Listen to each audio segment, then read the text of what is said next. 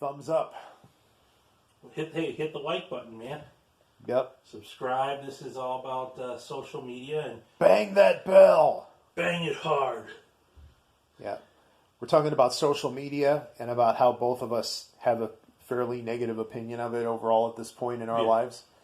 Both of us have kind of outgrown it, except, of course, for YouTube. And I know that's going to be the first thing everyone says. It's like, you're making an anti-social media video on your YouTube channel. It's like, yeah, but that's because, like, I've invested a lot of time and energy in this channel, and of all of the social media that I've ever used in the past, my YouTube channel is the one that I feel is still kind of worth it. Yeah. Because it's more than just posting stupid crap like stupid political stuff or stupid jokes or memes. You're creating stuff. You're creating videos. You're creating like content, and it's more open to a broader community. I would say it's not just like these are my friends and they're either going to like it or argue with me. It's pretty much open to anybody on the internet can view it.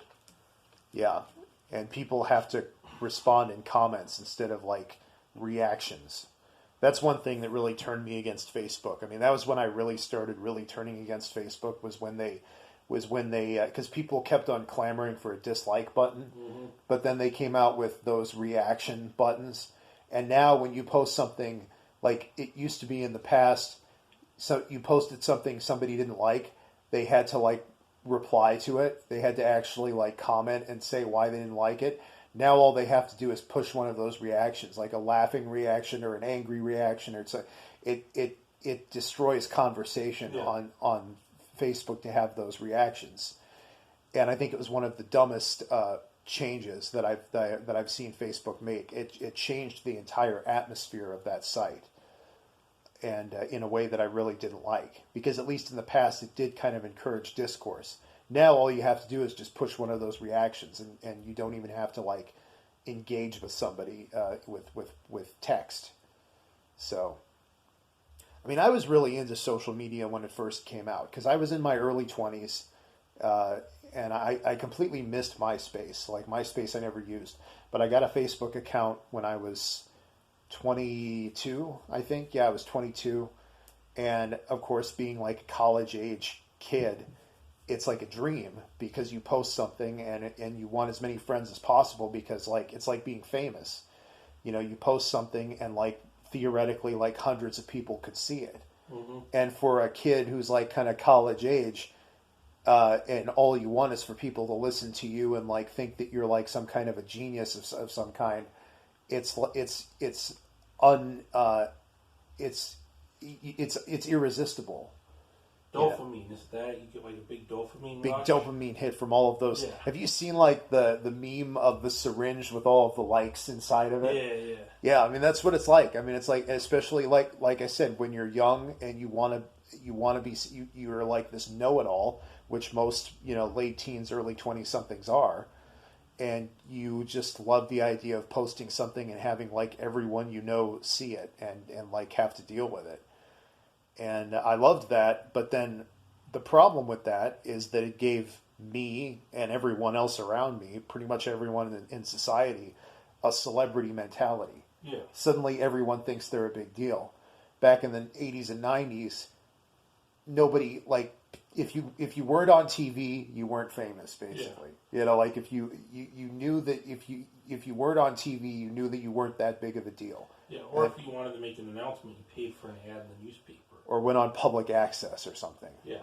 But you had to put in that effort, Like, so only the really, like, narcissistic people had a chance, had the wherewithal to do that. But now, all you have to do is get sign up for a Facebook account or a Twitter account or whatever, and it takes, like, 5 minutes, and boom, you're like, sending out stuff that hundreds of people will see, and all of a sudden you think you're some kind of a celebrity, and everyone's walking around with that celebrity mentality. Everybody's walking around thinking that they're a big deal, whereas like in the 80s and 90s, people were more realistic about themselves. They knew that they weren't such a big deal. They weren't like, you still had people who were opinionated, but they didn't have that celebrity mentality. And I know I keep saying that, but it's a good way of putting it, where they really think that people care what they have to say about any given subject. It's like the super ego. You have your ego, and then you have this like mega ego that just brings out to people. Another aspect of the celebrity mentality is feeling like everybody has to know where you are and what you're doing all the time. Yeah. I have this one person I know, and they were one of the people who drove me off of Facebook, and they would constantly check in at at like different places, like at whatever they were doing that evening, a restaurant, wherever, you know. And it kind of drove me away from this person because it's like, well, okay, it's cool that you're at that place. I would have liked to have gone. Why didn't you invite me? Yeah. You know, so it kind of drives people against each other because it exemplifies, or it accentuates. You know, it kind of gives people insights into what other people are doing that you really shouldn't have. You know, it's almost like that episode of Black Mirror where everybody can rewind, like everybody's life is recorded, yeah. and they can all like rewind and like analyze what happened in the past. It's like that. It's very similar to that. One of my very favorite episodes of Black Mirror is Nosedive, which is the one where the social credit episode. Mm-hmm. Based on what's actually going on in China right now, where you can get upvoted and downvoted by people and groups, depending on what you like, whether you did something that the state approves of or not. But yeah, it's just like, you know, it gets annoying because it's like, look, dude, I'm glad that you're having fun at this restaurant or whatever, but did I necessarily need to know that you were there? Yeah. Like, do you like also like? It shows how thoughtless that person is because they're like bragging about all the fun they're having and to a bunch of like people who are supposed to be their friends. Yeah, and people only put their best shit on Facebook and all that stuff. You're not gonna see, hey, I'm waiting in the ER or something like that. Well, some I guess do, but most of them curtail it so they only show I'm riding around with jet skis. I'm with a beautiful woman. Sometimes they vague book the ER stuff. Like they'll post a selfie of themselves in the ER and they'll say, I'm okay, but I don't want to talk about it or something like that. You know, have you ever seen stuff like that where it's like, you know, it's purely for attention. They're using that. But, yeah, so it's like, and then food selfies where they actually have to take a picture of the food itself, you know. Yeah, that's food porn. Yeah. Like, now, oh, yeah, it's so tasty. Yeah, put it in there. That doesn't bother me as much as, like, people checking into restaurants or wherever. It doesn't even have to be a restaurant. Like, if they go on a road trip or something and they, like, are just, like, bragging about everything they're doing. But the food selfies are annoying, but not as annoying. But what is annoying is when they share a selfie of something that they made and it's not all that great, or just like the burger that they got at Applebee's or something. It's like, look, you're not at like Gordon Ramsay's restaurant in New York, okay? You're at the Applebee's down the street. It's like you're eating good in the neighborhood, I guess. Yeah, but yeah, geez, what else? Well, the check-in thing. One thing I was going to add with that is my parents hate that check-in thing because they were just saying how that's just like a direct advertisement to people saying, "Go to my house and steal my stuff." Yeah, sometimes restaurants have to actually like to connect to their Wi-Fi. You have to check in. Oh, like you'll connect to their Wi-Fi and it links you to their Facebook page, and to get access to their Wi-Fi, you have to check into their restaurant. Well, that's kind of crooked, but there's also a setting within Facebook that would probably allow you to not share your check-ins, that you can share it with only yourself. Yeah. You know, so you could try to keep it more on the down low. Right. Like, damn, that guy goes to Applebee's a lot. You know, or Perkins or IHOP or wherever. You know, if you gotta. Yeah. I mean, it's one thing to recommend a place. Say, hey, I've come here. I went here a couple of times and it's really great. You know, or leave a good review or something like that. But to have to check in all the time with whoever you're with, you know, it's just. Other people don't want to see that. Yeah. They don't care. You're not that big of a deal. And that's kind of the running theme, I think, of this video is like, you're not that big of a deal, whether it's political opinions or whatever else. And look, I'm guilty of that. I like when I was on Facebook, I shared a lot of political stuff, but my stuff was it wasn't like quippy little stuff. I mean, it was like paragraph long stuff that was pretty well thought out and like was asking questions and was inquisitive. It wasn't like, reshare a meme of something. it wasn't a reshare of a meme or a spurious article or like just a simple or like a 2 second like thing that took no effort or anything like that. I mean, it's true. Like nobody cares. But I got stuck in this mentality over the years over the last couple of years, I kind of snapped out of, where my attitude was, if something cool happens or something interesting happens to me and I don't post it, it's like it didn't happen. Yeah. Like I told you today, I saw like a shooting star a couple of nights ago. Yeah. And after I saw that shooting star, I kind of felt like posting about it, even though I don't have a Facebook anymore. Yeah. But I felt like posting about it on a different social media site or just whatever, so I felt like sharing it with people. But then I thought to myself, do I really have to do that? Like, if I don't tell anyone about it, does it take away from the meaning of it or the fact that it happened? Well, see, you're experiencing it in the here and now. You're not experiencing it through a screen and through third-party filters. Like that's what I see social media as. It's just a screen. It's third-party filters for validation. Yeah. But it's just, I really just got stuck in that attitude that like, if I have a thought or an experience and I don't share it, it's like it didn't happen. And I really think people need to snap out of that way of thinking.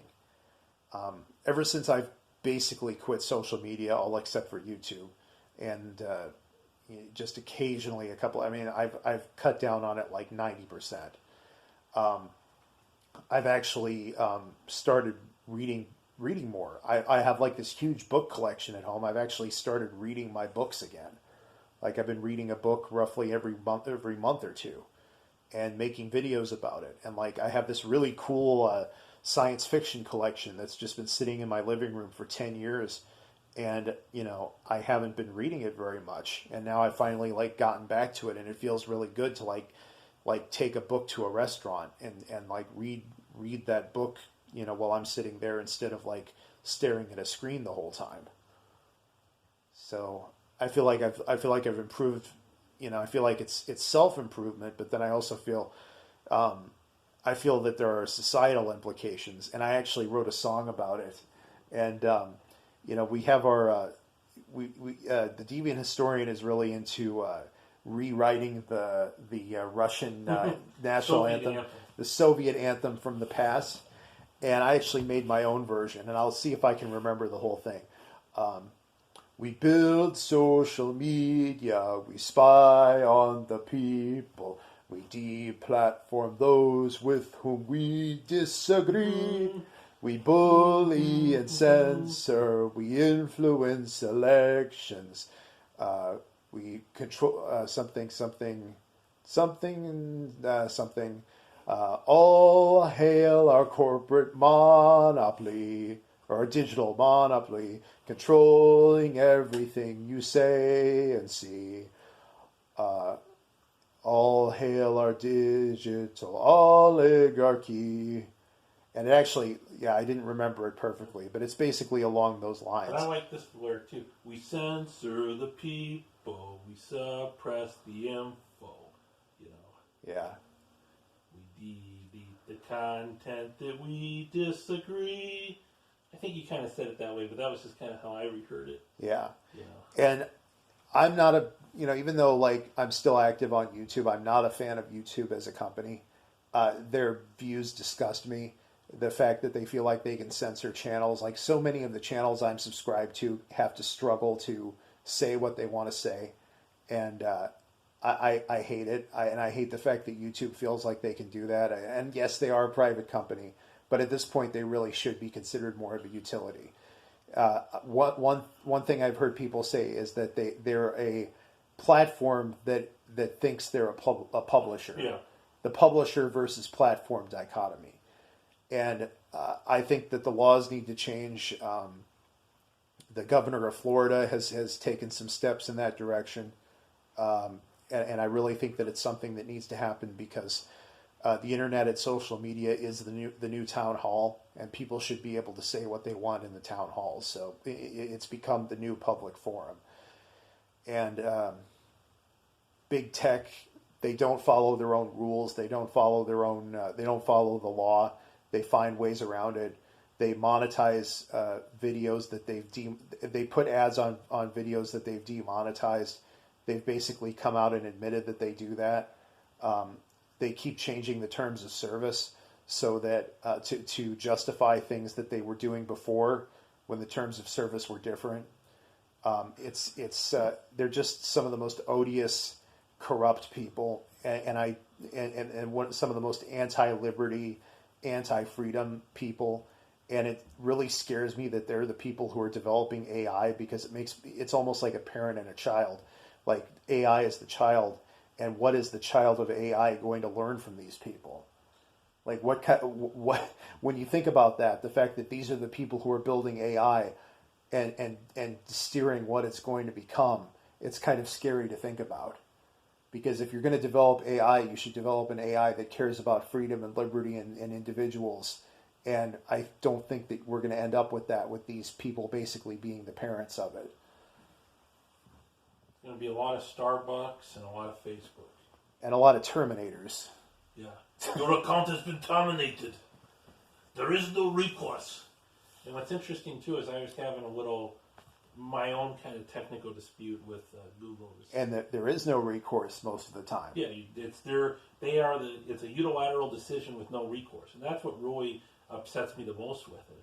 I get it if you're going to take it down, but let's have a two-way street, like a dialect or dialogue or something, where we can communicate it and try to work something out. Instead, they're just goose-stepping around there and like, you have been terminated. Skynet determined. Basically, the only way to get their attention is to sue them, which a certain YouTuber, I won't say his name, but you and I probably both know who I'm talking about, has decided to file a lawsuit. I forget what it's called, but basically it's a something juncture. It's a injuncture, basically, where it says, okay, don't do anything until we've had a chance to discuss this in court, because if you've done, because that's basically what that is, to keep his channel from getting deleted. And he's going through with it. And even if he loses, I think it's a great thing, because it at least sets a precedent, and it emboldens other people to do the same thing.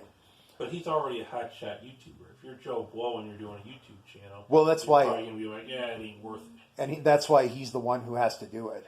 And because he's somewhat independent of YouTube, even though he's huge on YouTube, he has a company. He has his own website. He has his own fan base that is willing to follow him, and onto his website and watch his live streams and buy his merch and things like that. Yeah. So he doesn't really need YouTube, but it's also good publicity for him. Yeah. So it's kind of I applaud him for doing it. But I think there's so many copycat social media sites, and then eventually a lot of their goals, it isn't even to do an IPO, it's to get bought out by Facebook or Google or whatever. So then the oligarchies grow bigger, they eventually kill off these smaller ones and incorporate their features as some sort of feature, within their site or whatever. Yeah. So anyway, overall, I think that social media is bad for society. It's enabled cancel culture. It's enabled the celebrity mentality that all of us have with each other. It's divided people. I hate to put all the responsibility on social media, because I am into personal responsibility, and I think that we've all divided ourselves.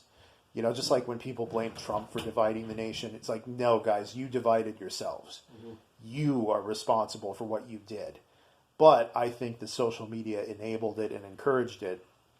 And I think that we all need to shut up and start getting along. To slightly paraphrase Mr. King, not that King, the other King.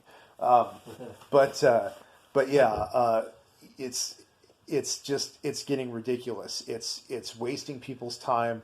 We're all staring at our screens way too much. We're all way too full of ourselves. We're all way too opinionated. We're giving away our data and our privacy to giant monolithic corporations, excuse me, that are full of incredibly insane people, incredibly unstable, intelligent but also dangerously unstable people who don't give a crap about personal freedom or liberty or human interaction the way humans are supposed to naturally interact. All they care about is money and basically like screwing up society. But how they work though is through filter bubbles and echo chambers, because you create these filters where, okay, everybody here likes Nietzsche, or everybody here likes Toyota cars, or everybody here likes this particular niche, and then they can charge a premium for the advertisements that are affiliated with said group, and then but it creates a reinforcing cycle of the echo chamber and of the filter bubble, where people just see certain things, like, oh, they love Hillary, they're going to see a ton of Hillary stuff, or oh, they love Trump, they're going to see a lot of stuff that reinforces it. And one thing I loved about social media in the early days is I did meet a lot of people through it. I would see an event on Facebook, I would go to that event and I would meet people. So it was actually responsible for me meeting new people, which was important for me at the time because I wasn't living in a new city, and it really did kind of help me get to know people. But then, as time went on, I kind of realized a lot of those people were maybe people I didn't necessarily have any business having anything to do with. And, they weren't necessarily lasting relationships. Yeah. They weren't lasting, friendships. I think because we met in perhaps a way that was maybe not organic, Yeah. I think that that's one thing that social media has done. It's caused a lot of people to sort of meet each other and interact with each other in an inorganic way. Yeah. And I think we all need to a certain extent. I mean, I'm not saying that doesn't still, because it's just like, back in the day you would hammer a flyer onto a electric pole or something, mm-hmm. or a light pole, that's kind of the analog version of the same thing. But I do think that we all do need to kind of go back to sort of meeting other people in a more organic sort of way, and sort of just like going back to interacting with each other the way that we've interacted with the way we meet and interact with each other in the ways that we have for millions of years up to this point. Because the changes that have been enacted by social media and how people interact with each other have fly in the face of millions of years of evolution. And we are starting to see negative effects of that. We're seeing younger people having a hard time basically mimicking the symptoms of autism, even if they don't actually have it. Because they grew up on screens, they don't know how to interact with people face to face. They don't know how to meet people in the natural way. Yeah. And so I really think, look, I'm not saying that it needs to completely go away. It's a tool, and it depends on how you use it. But I think we need to use it more. Here's a good line. We need to use it as a tool and not as a lifestyle. Yes. I dig it. It's a tool. It's not a lifestyle. So anyway, I hope you've enjoyed this rant that the Deviant historian and I have done. We've been talking about this video for a long time, and he lent me this visual here, this thumbs up. Where did you get this thing, man? It's Goodwill for like 88 cents. Yeah, it has a silver thumb. That's kind of cool. This would be good for hitchhiking, because you know how like people say you got a silver tongue. Yeah. This is a silver thumb. So all you have to do is like hold this thing up, and you'll stop like anyone on the road. Yeah. Anyone. So not, which may be a problem because you don't want to stop just anyone. I think they say that like most of the because of forensics and stuff like that, serial killing has become more difficult. Really, the only serial killers like generally who can still operate are like truckers and guys like that, because they still have the anonymity necessary to do it. Yeah, see, if we went to more of an analog lifestyle, we could have more serial killers, less DNA. Hey, there you go, man. Great way to close it out. Well, hey, look, there hasn't been a good serial killer in at least a couple of decades. When BTK, they caught him because he was using a computer. He was the head of a Lutheran church. He was like an elder, and then he mailed some floppy disk. I think he wanted to get caught. Yeah, he was just ready to go. Because he asked the cops, would you be able to track this? And they told him, no, of course not. BTK was like the Zodiac, except dumber. Like he got caught, yeah. I think that if we ever found out, God, that's another thing. With all the social media and all the metadata and stuff like that, they're using people's DNA to catch serial killers, like familial DNA. When are we going to find out who the Zodiac was? That's like the one I'm waiting for. It's like, look, I don't know if I'm completely on board with using this DNA without people's permission, but although it is with their permission because they signed the terms of service. Yeah. But even getting extended family, like what if the BTK's relative or somebody? Well, and that's how they really found it too. And then they just grab a straw from like a pizza ranch. They got a hold of his daughter's DNA. I thought it was his nieces or something. I think it was his daughter's. Yeah, and so that was another piece of the puzzle. But geez, guys, I mean, look, they have the Zodiac's DNA. Put that thing through the ringer and find out who he was, because that's the one case that I'm the most fascinated. I am into true crime, and that's like the one case that fascinates me the most. So I really hope at some point in my lifetime, like I said, I'm not really into that idea of considering people's DNA public domain. But if they insist on doing it, please tell me before I die. I want to know who the Zodiac was. It could be my dad, because my dad was in San Francisco around that time. Cool. And look, hey, he's my dad, so and he's dead now anyway, so whatever. But anyway, we really got off track. So we're going from social media to your dad being a serial killer. It's funny. It's funny because even though it's a little bit of a sidetrack, it's still somewhat relevant, because we're talking about using people's private information, so and metadata and stuff like that. So if you're a serial killer, just get a pager. Kind of stay away from a lot of that stuff. But BTK, I mean, if we ever find out who the Zodiac was, it was probably somebody who was a lot like BTK, except just smarter. I mean, BTK was smart, but he wasn't a genius. Well, I think he got lazy near the end. He got lazy, and he wanted to be famous and just be like, okay. But he did screw up a lot too, in his murders. He You're never going to publish this video now. He got lucky a lot. He got lucky a lot in more ways than one. But so anyway, social media, minimize. It's a tool, not a lifestyle. Well, actually, you made me think. Social media is kind of like bind them, torture them, kill them. Yeah. That's kind of what it's like, because they bind you to the screen, they torture you with the bullshit, and then you just want to kill the app. BTK.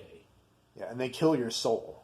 Yeah. Because a lot of this stuff is just soul crushing. The more you do it, people with the last year that we've had with the lockdown and everything, people are saying, I can't believe people want to actually still go to Thanksgiving and spend time with their families. Yeah. When you could just hang out on TikTok or Facebook or Twitter or whatever.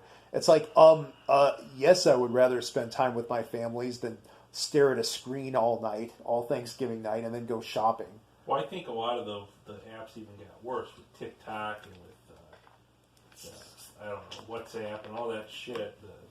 All of them, they're just they're shorter, they're little shorts, and they're just trashier and stupid. They're snippy, they're more shallow, they're less meaningful. Yeah, all these filters and bullshit. Even less potential for real discourse. Yeah. Yeah, I don't think I'll ever get on TikTok. I think, or Snapchat or anything like that. I mean, those. I think those are for the Zoomers. They're not for me.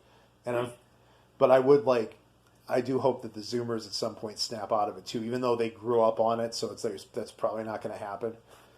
But yeah, I like the idea of living my life the way living my life the way that people were naturally meant to live their lives for millions of years. Actually going out and doing things and seeing things with your own eyes, not living in virtual reality, but in real reality, going out and actually having fun and doing stuff with other people. Well, in some ways it sounds like social media stuff, people would eventually become Darth Vader. They're more machine now than man, twisted and evil. Yes, but and then of course, whenever somebody dies, everybody has to chime in. R.I.P. I'm really dreading when James Earl Jones dies because everyone's going to be like, R.I.P. Darth Vader. Yeah. When James Earl Jones did stuff that was so much cooler than Darth Vader, like boiling down his entire career to just Darth Vader is like one of the most insulting things you could do. Yeah. Because he was such a cool guy. He did so many like cool and interesting roles. I mean, he was like just such a huge part of my childhood, like the different things that he was in, and then just reducing it all to Darth Vader is just insulting. But hey, we're at the 30-minute mark, man. Wow, it was a masterpiece. Yeah. You should do it in 3 parts so you can get optimal monetization. Part 1, Part 2, Part 3, because they like the 10-minute videos. Yeah. I don't know. Yeah, it's fine. It's cool. But, well, see, the cool thing is, like, now that it's over 30 minutes, I can call it a mini documentary. Here we go. Yeah. And serial killers. Social media serial killers and community. How social media prevents serial killing, but it's still bad.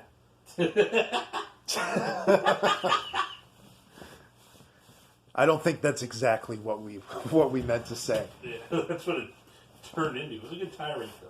Yeah. So it's fun. Hopefully, we get it published. Well, we had to make it entertaining. Yeah. Are you still recording? Yes. Okay. Yeah. Do you have anything else to say? You think? I feel like we covered pretty much everything. We covered. I mean, I think LinkedIn's worth it. I think that if you're an egomaniac with a resume, LinkedIn is a decent one. Even though it's like 90% bullshit. Yeah, but then Twitter, I could see historically how it had its place, and it's kind of whatever. But then there's just so much retweets and toxic fights and whatever that it's like, I never go on. I'll view people's tweeters, but I don't have one that I use. I use Twitter just to promote my videos. Nothing else. I don't follow anyone. Nobody follows me. But I do still get impressions. Cool. So that's good. So I think that I do get some views and possibly some subs from sharing things on Twitter. Oh, and Goodreads. Yeah. And I also I do use Nextdoor, but that's almost like an online police scanner. That's basically the same thing. It's just a way to kind of keep an eye on what's going on around, in the local area. When my Nextdoor goes off, it says, "Who let the dogs out? Who Hey, man, let the dogs out?" Do you know if the local police around here have encrypted their radios? They have. They have. Crap, so the scanners won't work. Yeah, they won't. See, that the sucks. Cedar Rapids PD did. I don't know about the smaller towns of the sheriff. Man, I wish I had gotten one before all that happened, because that would have been fun to listen to. I think that some police stations haven't encrypted them yet, but yeah, the bigger cities. The bigger cities have. Yeah, it sucks. But all right. Yeah, I think we did cover all the bases. I had a few different things I wanted to talk about, and I think we kind of covered everything. Yep. So, what do you think? We're good? I'm cool with it, yeah. Okay. Hey, if I could end this right at 33:33. Like and subscribe. Punch the bell button. Bang it. Bang the shit out of that bell. That's actually kind of a reference to the Illuminatus trilogy. Read that book. It's funny. It's good.